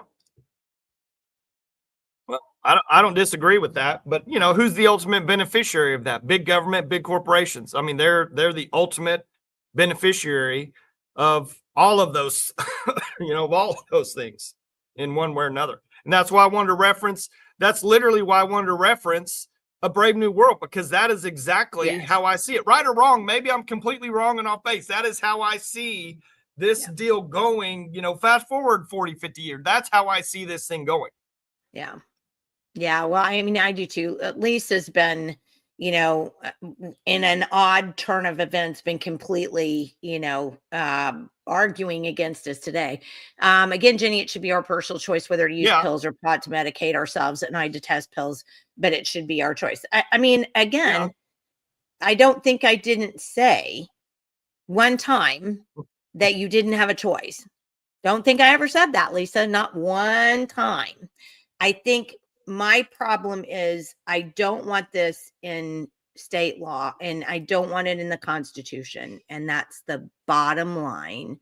And everybody feel free, to you do you. But I think it's going to have to be getting the government out of it, full stop, that's going to really solve the issues. I don't think getting government involved at any level is actually, going to do it. And then Marvin talks about the war on drugs, and, we could go on to that for, another. Yeah, and I would just tell Marvin, in my opinion, I believe the government is the largest drug dealer in the world. Yeah. Without a shadow of a doubt.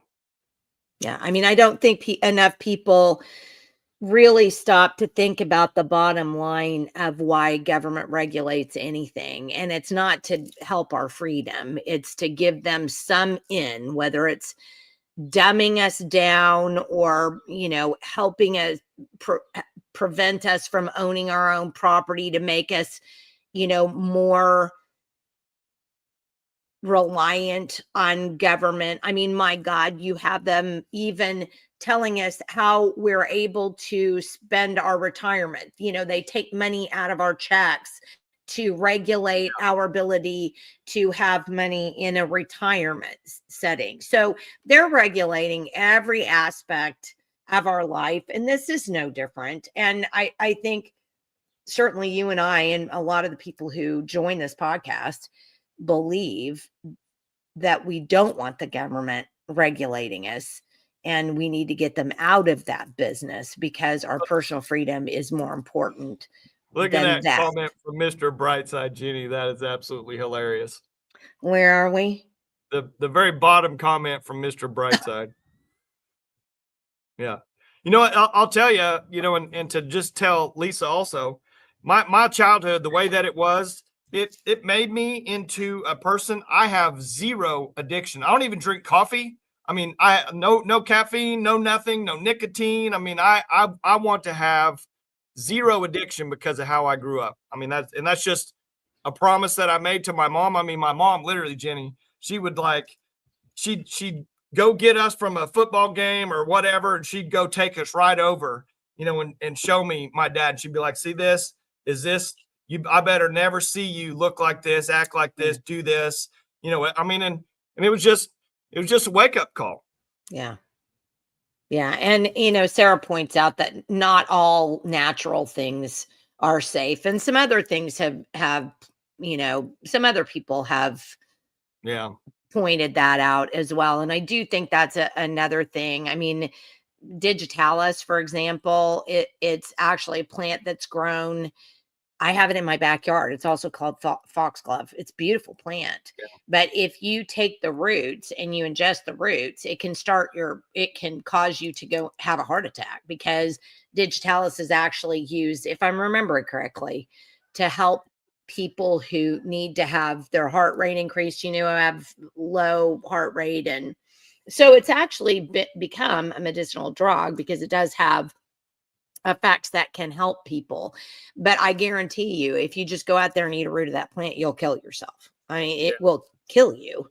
And there are plenty of other things that will do that in certain ways have side effects. And I had a friend who got cancer, and it was a very sad thing. She found it very, very late. There was just nothing that you could do about it at the point that it was found. And it was found when she began to have pain associated with the cancer growth. And so from the moment that and it was, I think, only 6 weeks from the time she was diagnosed to the time that she passed away. And, within a couple of weeks, she had so much pain that she wanted to die. I mean, it was that bad. And she was like me. She couldn't, I can't take any of those opioids. I certainly can't on a long-term basis, because those will kill me. I'm highly allergic to them. Well, and I wouldn't say highly, because I can take them for a little bit, but then my system just shuts down and it's like, you take one more and I will kill you. So I can't take, opioids long-term for any kind of pain relief. She wasn't able to do that either. And they did find a THC formulation that did knock the pain down, that it was, enough that it was livable, or standable, So I'm not going to say there aren't plants out there, and certainly not, marijuana, that doesn't have, that doesn't provide people with some kind of assistance. But we need to get the government out of all of that nonsense. I go back to be anti-government. Don't do drugs. No, the government wants you to it do wasn't drugs. directed at me personally, Jenni. But those who toss up the choice by say, just use anti-anxiety, and I wasn't taking it personally. It just kind of hit me funky, because I get it. It is a choice, and we want people to have choices. But I think we all know that when government gets involved, we go from having choices to less choices, because then the government begins to have more choices with the money that they steal from us to say they're giving us choices. So, yeah. The first iteration, what are they going to change 2 years from now, 5 years from now? How much more power, control, whatever it may be, with it doesn't matter what bill it is or subject it is. They're just looking to get their foot in the door in one way or another, and then they're going to ultimately control it, down the road. Yeah. Yeah. I mean, it's, and I don't understand why people don't kind of see that. I mean, so many people look at government as our friend, or they're somehow going to remediate this or help that or fix this. Yeah. And the only thing that they do, the only thing that government does is create problems that then they step in that they feel like they have to solve. So, other than I don't want somebody to get away with, killing a member of my family or me and get off scot-free because we just don't have any government and there's no justice. I'm not saying that. That's not what I'm saying. I'm just saying there are certain things that government has no business being involved in. And not only do they not have any business being involved in, but then they've gotten involved and now have so much overgrowth of it that we are losing our freedoms daily. Every day. Yeah. Marvin said, I think we're in violent agreement.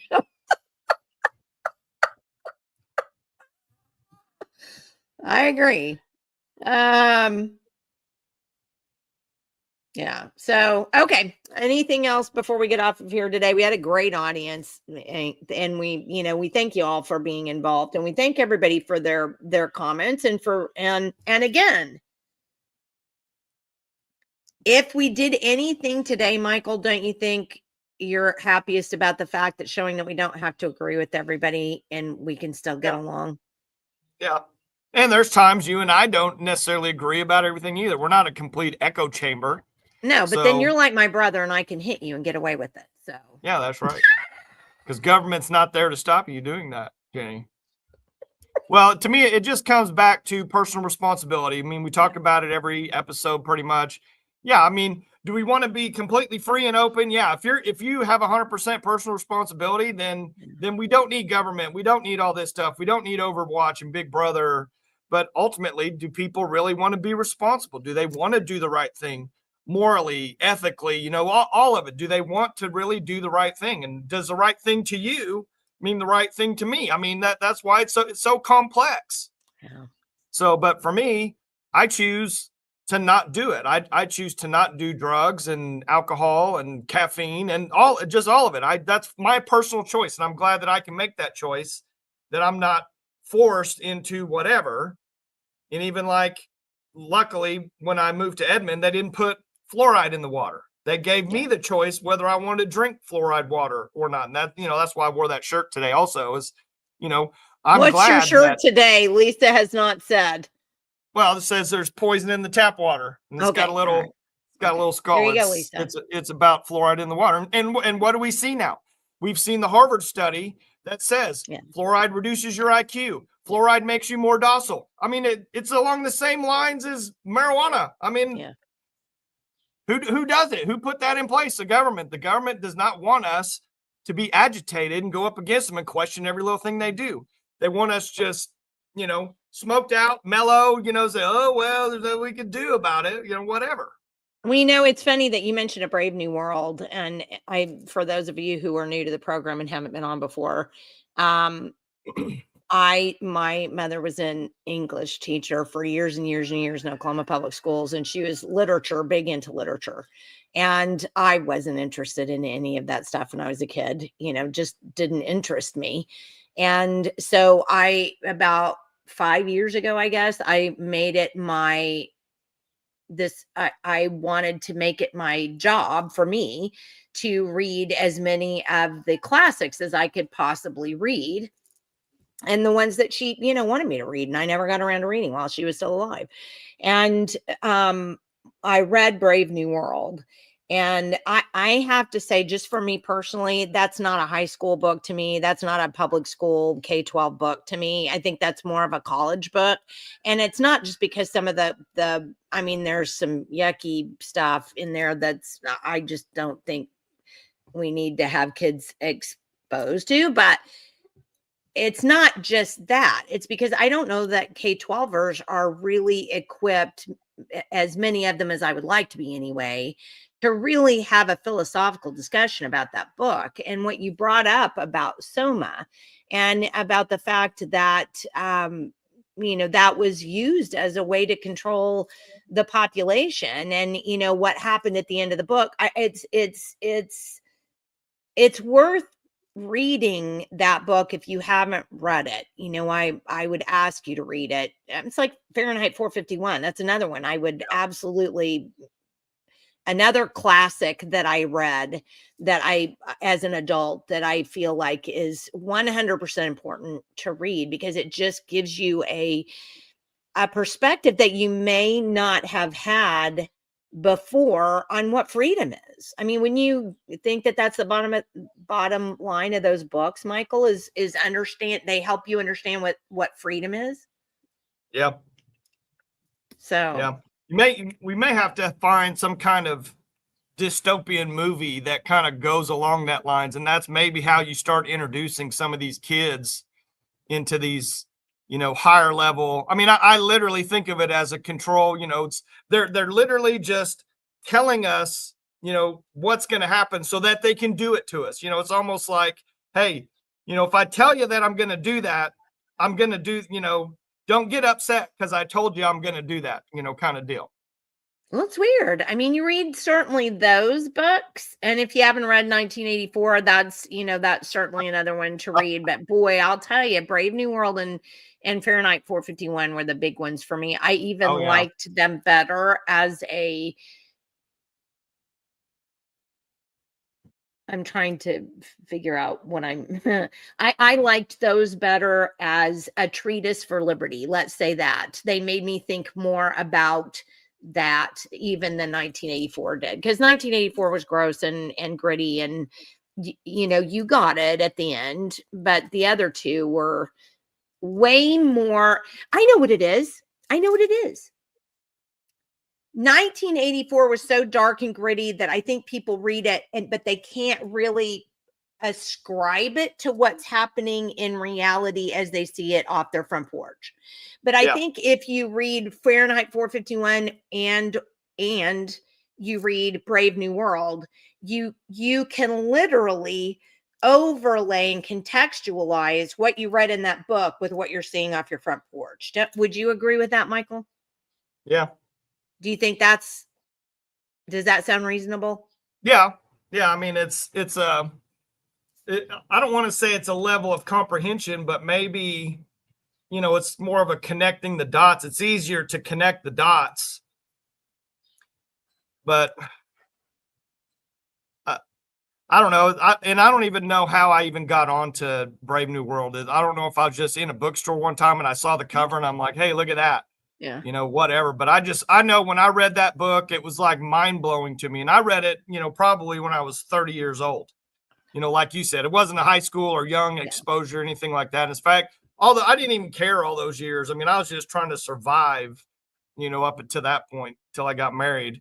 But yeah, it was so, I just was like, this is like, what is going on? Just right now, we're on this path. We're on this exact path right now. And same thing with Fahrenheit 451 and 1984. And I mean, all of them. It's just like, but I've told you, in my opinion, like from a finance standpoint, people that just make, a certain, when you look at time and money, it's correlated in finance. But when you look at people that look at their life in dollar per hour, they can't see 10 years down the road or, 5 years down the road. They're too busy just trying to survive this dollar per hour.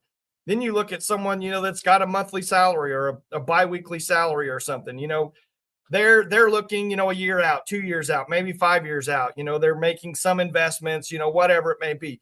You look at someone that has massive wealth. They're not making plans for this weekend. They're making plans for 40 years from now, 50 years from now. That's their timetable. They don't have to worry about surviving now or at the end of this month or this year, what's going to happen, 2 years down the road. They're looking 10 years from now, 30 years from now, 50 years from now. And that's just how I think about a lot of these things with these globalist type of people. They have time to implement plans that will fulfill in 10 years from now or 50 years from now. That's how I think about it. And those books, in my opinion, are like foreshadowing. It's like the permission to say, yeah, we put this out. You guys never did anything. You didn't care. We passed these laws that did the exact same thing we told you was going to happen. Yeah. I don't know. I just think that the masses in today's time, the masses look at, and maybe through all of time, the most highly educated people, they communicated through, manuscripts, white papers, things like that. Not that many people are going to go read your general population, not like you, Jenni, where you go read all this stuff. A lot of people aren't going to take time to do that. The elite type of people, they can communicate through these books, through these white papers, through all these symposiums and things, we're not ever going to be exposed to. We don't have time to go read that and see what's happening. Why Zbigniew Brzezinski is sitting there writing stuff about COVID, 10 years ahead of time, whatever.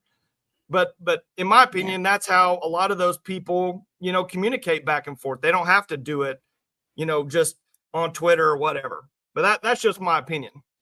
Well, but somebody else has said that too. And I don't remember who it was, but they said that that's how they communicate with one another, is that they do that kind of stuff. Mr. Brightside said Brazil is a fun movie. And I remember Terry Gilliam movie from 1985. That was, yeah, that's another one. All right. Well, Michael, always love being on with you. It's actually bright outside and not raining. And I think I may end up actually leaving the podcast and going outside for a few minutes and getting a little vitamin D. What about you? Well, I got to finish working for sure. Okay. Well, then as soon as you do that, run outside. Yeah. No, Everybody I'll be going to play golf. I'll be going to play golf later this afternoon with my son. Okay. Well, good. That's good. He's home from college this weekend. Good. Yeah. All right. Well, I won't even tell you what we have to do. But anyway, thank you everybody for tuning in. We sure do appreciate you. Next month, we're actually starting kind of a series where we're going to have legislators on to talk about what they thought about the session.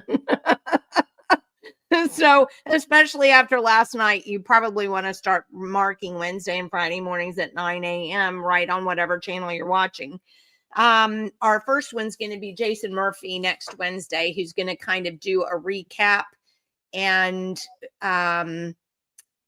on some things, and you're definitely going to be here for that. So you probably are here because you've lost freedom and you're trying to find a way to get it back.